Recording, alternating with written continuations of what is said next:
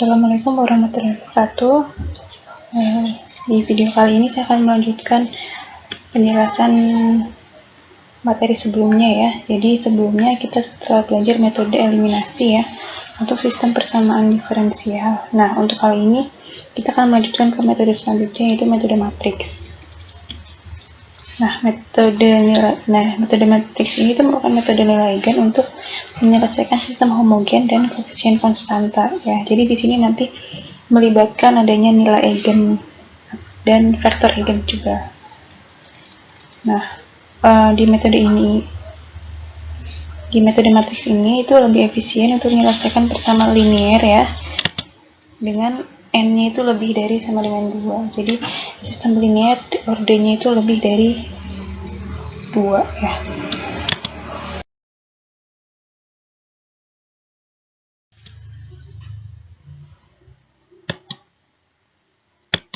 Nah, di metode matriks ini misal kita mempunyai sistem dari 2 PD linear dengan koefisien konstanta sebagai berikut ya. Nah, ini ada PD linear ya. Nah, ini ada PD linear. Nah, bentuk tadi ini dapat dituliskan dalam bentuk matriks ya. Jadi dari sistem ini kita tuliskan dalam bentuk matriks, sehingga X aksen sama dengan A dikali X ya. Jadi ini ada tanda panah ke atas itu berupa vektor. Jadi nanti X aksen itu ada kumpulan X1 aksen, X2 aksen, sama Xn aksen itu dituliskan sebagai X aksen ada lambang vektornya ya. Kemudian untuk X yang ada lambang vektornya ini itu kumpulan dari X1, X2 sampai Xn. Nah, ini dimana matriks A ini merupakan kumpulan dari ini koefisiennya A11, A12 sampai ANN ya. Nah, misalkan penyelesaian dari sistem 2 tadi ini ya. Misalkan penyelesaiannya ini dengan V-nya itu adalah vektor eigen yang bersesuaian dengan lambda. Nah, sehingga nanti kita bisa tahu nih ya. Oke, ini harusnya ini ya, bukan X aksen tapi X ya. Jadi misalkan penyelesaiannya itu X, dimana X nya itu V kali E pangkat lambda T ya, yang ini. Nah, ini. Nah, kemudian turunannya X aksennya ini lambda, kan turunan E pangkat lambda T itu nanti lambda E pangkat lambda T. Ini V-nya tetap ya, jadi ini turunannya. Jadi ini saya koreksi ya, ini bukan X aksen tapi X aja. Jadi penyelesaiannya itu X sama dengan V E lambda T. Nah, kemudian misal kita substitusikan tadi persamaan kedua ke persamaan satu ya, diperoleh ini ya. Jadi ini langkah-langkah menunjukkan kalau si vektor eigen dan nilai eigen ini itu bisa ada hubungannya dengan sistem PD yang tadi ini ya. Ada hubungannya ini di sini, misalkan dia sebagai penyelesaiannya apakah sesuai atau tidak. Nah, ini saya akan mau menunjukkan. Jadi dari yang persamaan kedua ini disubstitusikan ke persamaan pertama ya. Jadi X aksennya saya ganti ini ya, kemudian X nya saya ganti ini ya. Jadi ini X, ini X aksen. Kemudian di sini kan ada sama-sama ada E pangkat lambda T ya, sehingga di sini tinggal tersisa lambda V sama dengan AV. Nah, di sini pindah ruas. Kemudian ini kan A matriks ya. Nah, ini dikurangi lambda I-nya ini matriks identitas yang ukurannya sama dengan A. Nah, seperti ini. Nah, persamaan karakteristik dari sistem 1 itu diperoleh dari ini ya. Jadi kan di sini V-nya ini tidak boleh sama dengan 0. Pastilah yang 0 itu siapa? Ininya. Ini sama dengan 0 ya. Nah, ini sama dengan 0, sehingga determinannya atau persamaan karakteristiknya ini 0 ya. Nah, sehingga nanti dari persamaan karakteristik ini kita akan mendapatkan nilai eigen ya. Nilai eigennya itu lambda di matriks koefisien A dari sistem linear order 1 ini. Jadi V itu vektor eigennya yang bersesuaian dengan lambda ya. Jadi si yang X tadi itu merupakan penyelesaian dari sistem tersebut ya. Ini enggak ada aksennya ya, maaf gitu. Nah, jadi ini lambda sama V itu nanti ada merupakan penyelesaian non-trivial dari sistem persamaan diferensial yang tadi ya, V E pangkat lambda T. Jadi V nya vektor eigen, lambdanya itu nilai eigen.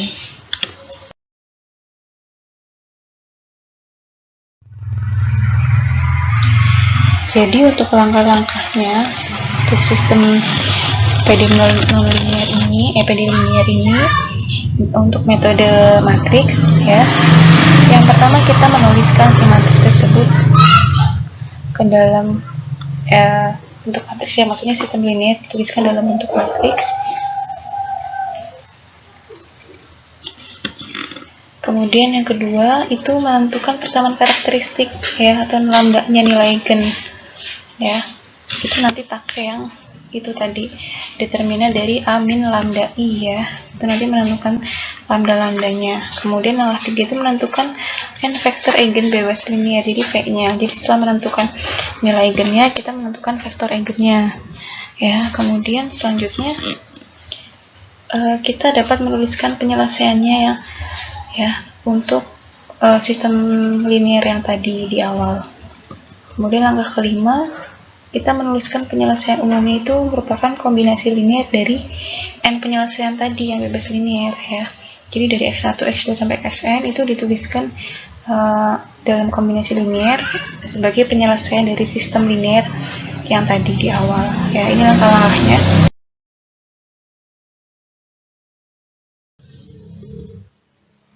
Nah, di sini ada beberapa catatan penting ya. Misalkan diberikan sistem linear AX-nya itu sama dengan 0.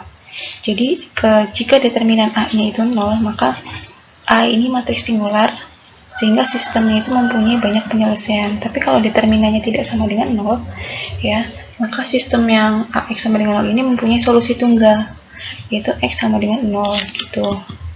Nah, berdasarkan akar-akar dari persamaan karakteristik itu ada 3 kasus nih. Ada kasus nilai eigen real yang berbeda, nilai eigen yang berulang, kemudian nilai eigen bilangan kompleks. Nanti kita bahas satu persatu. Yang pertama di sini kita akan membahas nilai eigen yang berbeda ya. Nah, di sini untuk lebih jelasnya kita lihat contoh berikut ya. Tadi langkah-langkahnya sebenarnya semuanya sama walaupun kasusnya beda. Langkah-langkah intinya sama ya, jadi nanti hanya berbeda di penyelesaian persamaan karakteristiknya saja. Nah, ini di contoh kedua ada dua persamaan persamaan diferensial ya. Langkah pertama apa? Kita menuliskan dalam bentuk matriks ya. Jadi matriksnya nanti seperti ini ya, kita sebut sebagai matriks A ya, yang berisi koefisien dari setiap persamaan diferensial. Ini 5, 3, min 1 sama 1. Kemudian langkah kedua menentukan persamaan karakteristik ya, dengan menghitung si matriks tadi dikurangi lambda I. Ini kan matriksnya 2 kali 2. Jadi di sini nanti I-nya itu matriks identitas 2 kali 2 ya. Nah, seperti ini. Identitas itu kan diagonalnya 1 ya. Diagonal utamanya entry-nya 1. Sehingga di sini 5 min lambda 1 min lambda. Selanjutnya kita hitung determinannya ya. Determinannya kan ini kan 5 min lambda dikali 1 min lambda dikurangi min 1 kali 3, hasilnya ini ya. Kemudian difaktorkan, cari nilai eigennya, ternyata dapatnya 4 sama 2. Lah, ini kan nilai eigennya berbeda, sehingga kita memperoleh dua nilai eigen yang berbeda. Nah, langkah selanjutnya kita menentukan vektor eigennya ya. Bagaimana menentukan vektor eigennya? Ya, kita lanjutkan.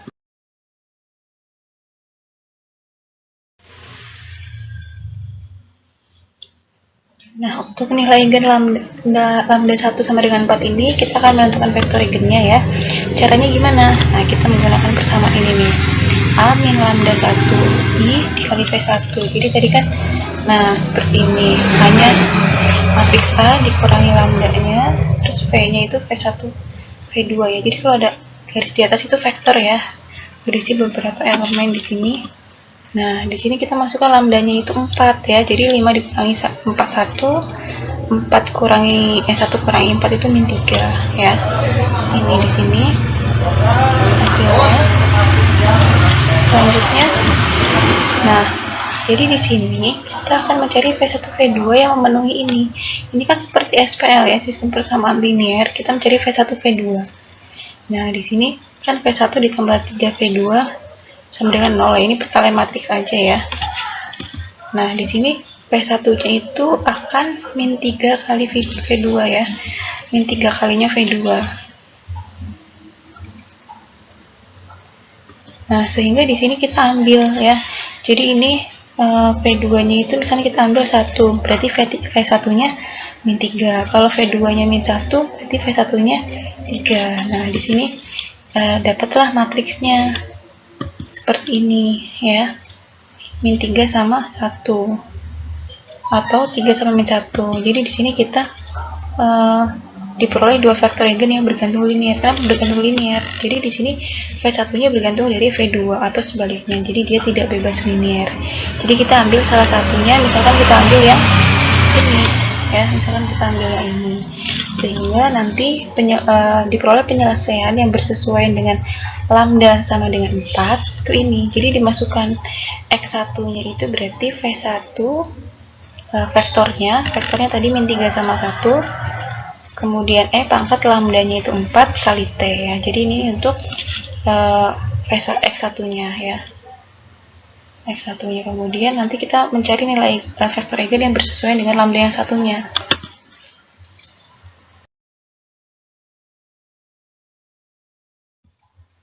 Nah, selanjutnya untuk lambda 2, di sini caranya sama ya, sama yang tadi. Lambdanya dimasukkan ke bentuk A min lambda I kali V2 di sini ya. Kemudian nanti dicari, nah ini pasti bergantung linear ya. Sehingga di sini kita menentukan V1-nya itu sama dengan V2 ini diperoleh dari mana? Dari sini ya. Atas sama bawah pasti nanti hasilnya sama akan menuju ke sini.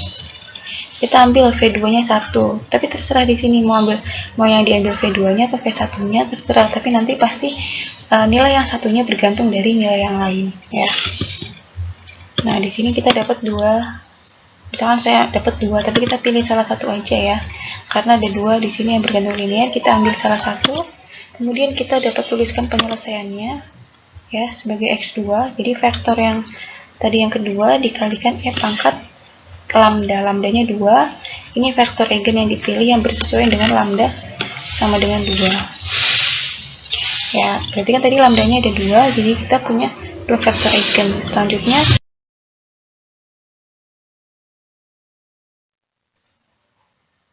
nah, setelah kita dapat vektor eigen dan nilai eigen yang bersesuaian tadi, kita dapat menuliskan kombinasi linearnya sehingga membentuk penyelesaian dari sistem PD yang kita ketahui di awal di soal ya. Jadi penyelesaiannya nanti X1-nya dituliskan di sini ya, tadi yang kita peroleh. Nah, di sini X1 ini X2 ya, tadi ini vektor eigennya. Kemudian yang ini itu lambdanya ya, lambdanya 4 sama 2, yang ini vektor eigennya. Nah, ini sehingga bisa dituliskan dalam bentuk yang lain ya. Ini sorry, saya keliru tadi, ini harusnya nggak ada ya. Jadi ini perkalian C1 kali min 3 kali pangkat 4T, dan seterusnya nanti membentuk matriks ini. Nah, C1 C2 ini kan merupakan suatu konstanta, jadi dia akan diketahui nilainya, dapat ditentukan kalau kita tahu syarat awalnya ya. Syarat awalnya apa, nanti kita bisa menemukan C1 sama C2. Oke, itu untuk kasus yang nilai eigennya berbeda ya. Selanjutnya untuk kasus 2 dan 3 kita lanjut di video berikutnya. Ya, untuk kali ini saya cukupkan dulu. Terima kasih, kurang lebihnya mohon maaf. Wassalamualaikum warahmatullahi wabarakatuh.